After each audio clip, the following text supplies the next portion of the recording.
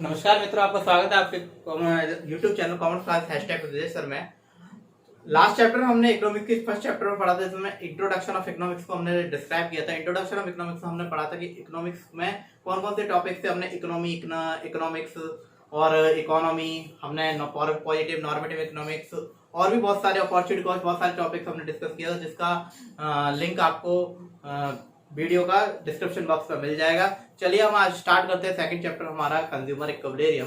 Consumer equilibrium में सबसे पहली चीज है, कंज्यूमर इक्विलिब्रियम को जानने से पहले हम सबसे पहले पढ़ेंगे व्हाट इज कंज्यूमर। कंज्यूमर कौन होता है? तो कंज्यूमर पर्सन जो बाय करता है गुड्स एंड सर्विस को मैक्सिमम सेटिस्फेक्शन के लिए, अपने मैक्सिमम सेटिस्फेक्शन के जो चीज वो खरीदता है उसे बोलते हैं कंज्यूमर। तो कंज्यूमर सबसे पहले कौन होता है? जो किसी भी सामान को खरीदता है, किसी भी चीज को खरीदता है। हम भी किसी सामान को खरीदते हैं, किसी चीज को खरीदते हैं, तो हमारा सबसे पहली चीज क्या होती है? उसमें मैक्सिमम सेटिस्फेक्शन ढूंढना। ठीक है, जिस चीज हम सेटिस्फाइड होते हैं हम उसी चीज को खरीदते हैं। सेकंड पॉइंट आता है हमारे पास कंज्यूमर के बाद में कि कंज्यूमर इक्विलिब्रियम क्या होता है। कंज्यूमर इक्विलिब्रियम क्या होता है? Consumer equilibrium a point where consumer get maximum satisfaction. Consumer equilibrium यानी कि कंज्यूमर इक्विलिब्रियम वो जगह होती है जब कंज्यूमर का क्या होता है? सबसे ज्यादा सेटिस्फैक्शन होता है। यानी कंज्यूमर का जिस जगह सबसे ज्यादा सेटिस्फैक्शन होगा उस जगह को बोलेंगे हम कंज्यूमर इक्विलिब्रियम। सेकंड पॉइंट आता है हमारे पास कि इसको नापने के लिए टू अप्रोच रखी गई, दो अप्रोच को रखा गया टू स्टडी कंज्यूमर बिहेवियर। पहली थी हमारी कार्डिनल,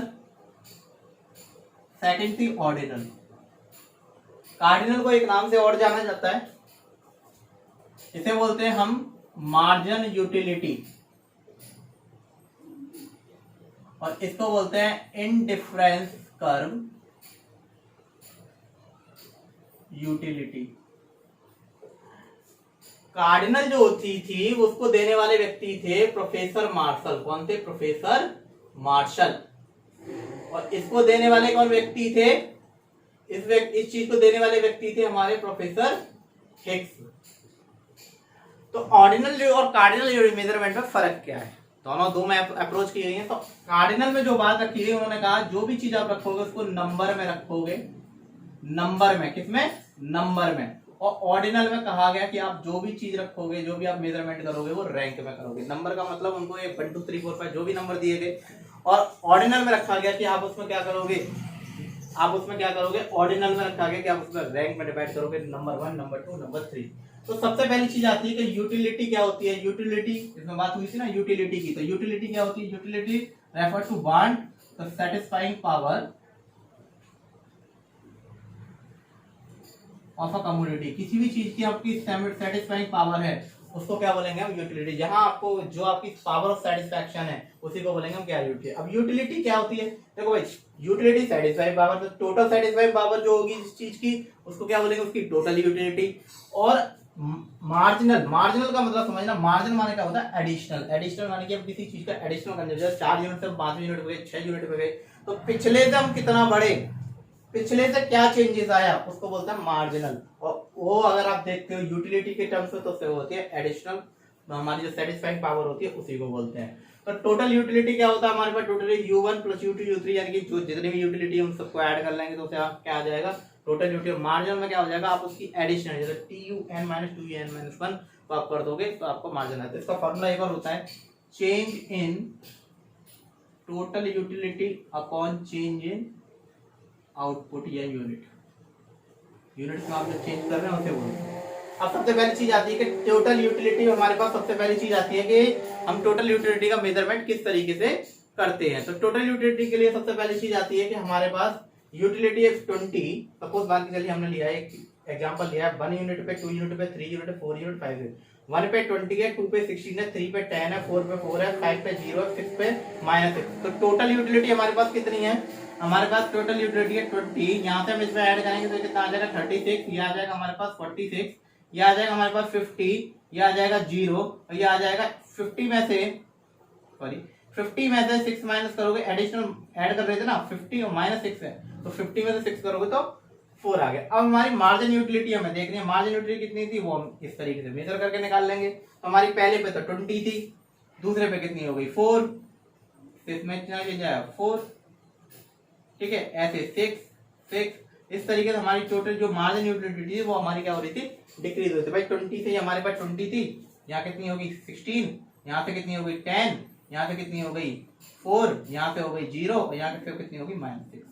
यानी कि यहाँ से हमारी जो यूटिलिटी है वही हमारी मार्जिन यूटिलिटी बनके तैयार होगी। अब इसका ग्राफ समझ लेते हैं सबसे पहले, फिर इसके रिलेशन के बारे में डिस्क्राइब करेंगे। ये हमारा टोटल यूटिलिटी, तो टोटल यूटिलिटी बेटा एक टाइम पे हमारी बढ़ रही है, बढ़ती है, हमारे यूनिट्स है 1 2 3 जो भी है,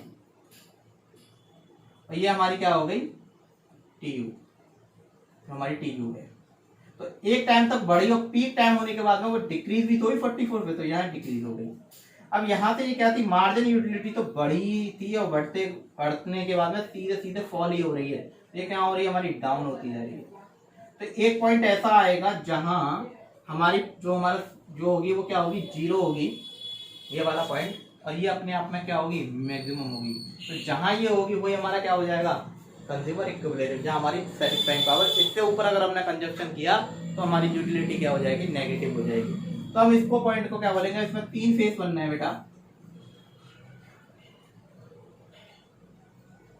पहले फेज में अगर आप देखें तो टीयू इंक्रीज हो रही है, एमयू क्या हो रही है फॉल, तो आप लोगों को TU is increase and MU is fall. Second point में क्या आ रहा है, टीयू इंक्रीज तो हो रही है पर डिक्रीजिंग रेट से, TU is increase at decreasing rate, या इंक्रीजिंग रेट से या डिक्रीजिंग रेट से, and MU fall but TU got maximum and MU become 0। MU क्या आ गई अपने आप में 0 आ गई। इसके बाद में हमारे पास अगला पॉइंट आता है, TU क्या हो रही है यहाँ पे फॉल, ये फर्स्ट पॉइंट, ये सेकंड पॉइंट, अब ये आता है थर्ड पॉइंट। TU क्या हुई फॉल हुई और MU क्या हुआ बिकम नेगेटिव, MU बन गया अपने आप में क्या नेगेटिव। तो आपका सबसे पहली चीज आती है कि TU हमारी इंक्रीज हुई थी, MU फॉल हुआ था। TU अपने मैक्सिमम पॉइंट पे पहुंच चुकी थी, MU क्या आ गया था यहाँ 0, और इससे ऊपर आपने कंजप्शन किया तो यहाँ क्या हो गया था हमारे पास माइनस, और ये TU क्या हो गई थी फॉल। तो यहाँ 3 रिलेशन आपको फाइंड आउट करने हैं, TU इंक्रीज हुई, MU फॉल हुई, TU अपने मैक्सिमम पे पहुंची, MU क्या आ गया 0, TU क्या इसके बाद में फॉल हुआ, MU क्या बन गया नेगेटिव। तो ये हमारे पास हुआ। तो अब इसके बाद लास्ट टॉपिक हम पढ़ते हैं, law of decreasing margin utility. ये बहुत ज्यादा इंपॉर्टेंट है, हर एग्जाम में पूछा जाता है।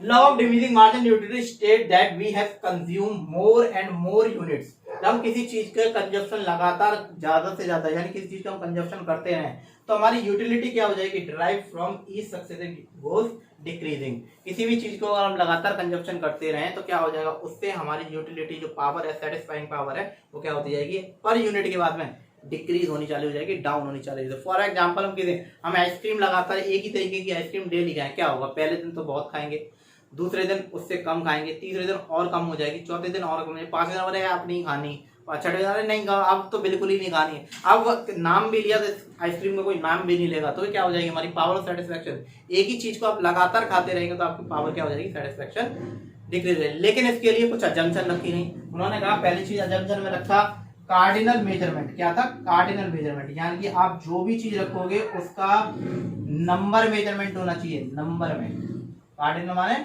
नंबर में, बताया था पहले भी। दूसरा आता है मॉनेटरी मेजरमेंट, यानी कि उसकी कोई मनी वैल्यू होनी चाहिए, मॉनेटरी वैल्यू चाहिए, यानी उसमें कोई मॉनेटरी वैल्यू रखनी चाहिए, यानी कि कोई भी चीज है उसका मॉनेटरी वैल्यू मेजरमेंट होना चाहिए, उसका पैसा के टर्म्स में उसको नापा जाना चाहिए। थर्ड पॉइंट आता है कंजप्शन ऑफ रीजनेबल क्वांटिटी। आप जो भी कंजप्शन करोगे उसे रीजनेबल क्वांटिटी में करोगे। अब सर बोले इसका मतलब क्या है, देखो सबसे पहली चीज, अगर कोई व्यक्ति प्यासा है, उस प्यासे को एक एक चम्मच करके पानी पिलाओगे, क्या होगी, उसकी यूटिलिटी पर चम्मच में बढ़ ही जाएगी, कम नहीं होगी। अब आप क्या कर रहे हो कि भूखे व्यक्ति को एक एक तिनका खिला रहे हो तो उसकी यूटिलिटी बढ़ेगी। बट आप क्या अगर आपको रीजनेबल क्वांटिटी में, जैसे लोग नॉर्मल खाते हैं, जैसे व्यक्ति को पानी दे रहे हो तो आपको नॉर्मल व्यक्ति को एक गिलास में पानी दे दिया, अगर ऐसा करोगे तो उसकी डिक्रीज ही होगी पर ग्लास के बाद में। बट अगर आप उसको चम्मच से पिलाओगे तो क्या होगा, हर चम्मच के बाद में डिक्रीज, तो वहाँ ये लॉ क्या हो जाएगा, फेल हो जाएगा। कंटिन्यूअस कंजप्शन, आपके कंजप्शन में कोई गैप नहीं आना चाहिए, यानी कोई गैपिंग नहीं हो चाहिए, लगातार आप उसी चीज का क्या करोगे, कंजप्शन करोगे। नो चेंज इन क्वालिटी, उसकी क्वालिटी में कोई चेंज नहीं आते। जो आप फ्लेवर, जो भी आप चीज खाए थे, जैसे आइसक्रीम का मैंने एग्जांपल दिया था, जो भी चीज आप खा रहे हो तो उसकी क्वालिटी में कोई चेंज नहीं, यानी जैसी पहले थी वैसी ही मिलनी चाहिए। नो चेंज इन प्राइस, उसके प्राइस और आपकी इनकम में कोई चेंजेस नहीं आना चाहिए। इंडिपेंडेंट यूटिलिटी, इंडिपेंडेंट यूटिलिटी का मतलब है आपकी यूटिलिटी इंडिपेंडेंट होनी चाहिए, किसी एक से दूसरे के ऊपर डिपेंडेंट नहीं होनी चाहिए। अगला पॉइंट आता है रैशनल कंज्यूमर, आप जो भी कंजप्शन कर रहे हो उसका मेन मोटिव होना चाहिए कि मैक्सिमम सेटिस्फेक्शन, ये नहीं कि आज हम कम खा लिया, वो नहीं है। आप वहां तक कंजप्शन करेंगे जब तक आपका सेटिस्फेक्शन दूर नहीं हो जाता। और लास्ट आता है परफेक्ट नॉलेज, आप जो भी कंजप्शन कर रहे हो उसकी प्राइस वगैरह, उसकी चॉइस, जो भी आप चॉइस कर रहे हो, जो भी चीज रख रहे हो, आपकी उसको क्या होना चाहिए, परफेक्ट नॉलेज होनी चाहिए। तो ये हम लोगों ने आज पढ़ा कि अगर हम किसी भी चीज का consumption, law of demand utility क्या कहते हैं, किसी चीज लगातार कंजप्शन करोगे तो उसकी क्या हो जाएगी, वो डाउन होती जाएगी।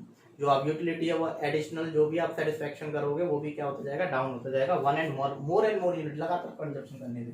तो कार्डिनल मेजरमेंट का नंबर मेजरमेंट, मॉनेटरी यानी कि उसकी पैसे में टर्म में होनी चाहिए, कंजप्शन और रीजनल क्वालिटी को बताया था मैंने, चम्मच वाला एग्जांपल जो दिया था, अगर आप उसको एक चम्मच से पानी पिलाओगे तो क्या होगा, उसकी यूटिलिटी बढ़ती जाएगी, लॉ ये फेल हो जाएगा। कंटिन्यूअस कंजप्शन होना चाहिए, कंजप्शन लगातार एक जैसा होना चाहिए, यानी कि आपको बीच में कोई गैपिंग ना हो। नो चेंज इन क्वालिटी, कोई क्वालिटी में चेंज नहीं होनी चाहिए। No change in price, price में कोई चेंज नहीं होना चाहिए। इंडिपेंडेंट यूटिलिटी अपने आप में इंडिपेंडेंट होनी चाहिए। और रैशनल कंज्यूमर, आप किसी भी चीज का कंजप्शन करोगे तो आपका मेन मोटिव होना चाहिए मैक्सिमम सेटिस्फेक्शन। और परफेक्ट नॉलेज, आपकी जो चीज आप चॉइस कर रहे हो उसकी आपको नॉलेज, उसके प्राइस, उसकी क्वालिटी, हर चीज की आपको क्या होनी चाहिए, मार्केट की भी अच्छी तरीके से नॉलेज होनी चाहिए। तो हमने ये चीज पढ़ी थी, ये ग्राफ आपको समझ में आ गया होगा कि इस पे टी यू इंक्रीज हो रही है, एम यू फॉल हो रहा है, टी यू मैक्सिमम पहुंची, एम यू जीरो आ गया, इसमें टी यू क्या हो गया, डाउन हुआ, और एम यू क्या हो गया, अपने आप में फॉर नेगेटिव हो गया। तो ठीक है, तो ये हमारा आज का इतना हुआ। नेक्स्ट वीडियो में हम इसका आगे का डिराइव करेंगे, जो हमारा ये हमारा पार्ट 1 है, इसके बाद में हम इसके पार्ट 2 को भी अभी डिस्क्राइब करेंगे। ठीक है, थैंक यू।